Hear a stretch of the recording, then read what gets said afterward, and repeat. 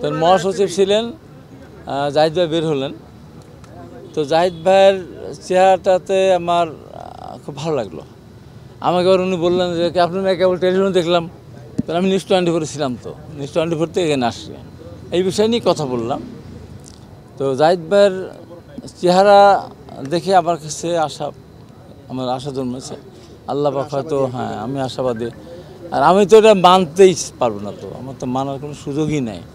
কারণ আমি তো আপনারা জানেন, বারবার আপনারা দেখেছেন যে উনি অসুস্থ থাকাকালীন সময় আমি যখন এভারকের একবার ছিলেন যে একদম মৃত্যুপথযাত্রী, তখন আমি বলেছিলাম আল্লাহ আমার জীবনের সমস্ত হাইটটুকু ওনাকে বাঁচিয়ে দেন।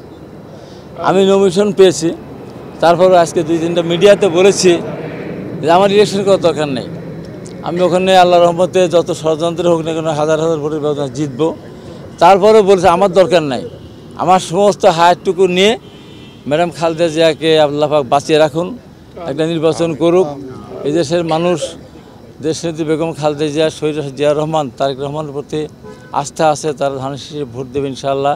ম্যাডাম খালেদা জিয়া তারেক রহমানকে সাথে করে অন্তত কয়েকটা বছর দেশটাকে যদি সামনের দিকে এগিয়ে নিয়ে যেতে পারেন, তাহলে আমি না থাকলেও চলবে। আমি একটা হাবিব, আমি একটা ইলেকশন করে এমপি হব, আমার দরকার নেই। আমার হায়ারটুকু আমি আগেও বলেছিলাম, আজকেও দিয়ে দিতে চাই। যখন ম্যাডামের লিভারের প্রয়োজন হয়েছিল, তখন আমি বলেছিলাম আমার লিভার দেবো। আমারটা না লাগলে আমার আরও 4টি ভাই আছে, না আমি ধরে ধরে বলেছিলাম, তারা সবাই দেওয়ার জন্য প্রস্তুত আছে। ম্যাডামকে যখন বিদেশে চিকিৎসা, আজকে আমার এত খারাপ লেগেছে। এবং আপনারা জানেন যে এভারকেয়ার হসপিটাল সামনে আজকে প্রথম আসলাম জীবনে। এতবার ম্যাডামকে নিয়ে এসেছে, কত মানুষ আসে, হাজার হাজার লাখ লাখ মানুষ। আমি ভাবি একদিন আসতাম না। কেন?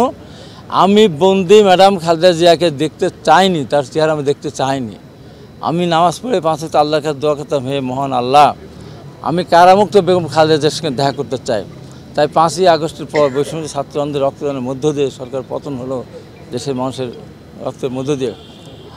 আমি 6 তারিখে জাহিদ ভাইকে ফোন করলাম, জাহিদ ভাই আমি পাবনা জেলার আহ্বায়ক তারেক রহমান সাহেব আমাকে যেতে বলেছিলেন, আইনি ফোন করেছিলেন, ডক্টর আহসান রিপন ফোন করেছিলেন, সোহেল ফোন করেছে, আমাকে যেতে হবে। আমি ম্যাডাম খালেদা জিয়ার সঙ্গে দেখা না করে যাব না। আমি যেমন আগে বলেছিলাম যে আমি কারাবন্দি ম্যাডাম সাথে দেখা করবো না, তেমনি ম্যাডাম খালেদা জিয়ার সঙ্গে দেখা না করে বাড়ি যাব না। আমি আনিদের বললাম, সোহেলদের বললাম, তো জাহিদ ভাইকে বললাম, জাহিদ ভাই আসেন।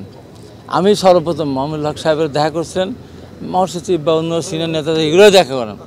আমি মনে হয় নেতাদের মধ্যে সর্বপ্রথম ম্যাডাম মুক্ত হওয়ার পর 6 তারিখে আমি, আমার সাথে পরে আইনি ছিল, তারপর আমাদের হাবিবুল্লাহ খান সোহেল ছিল।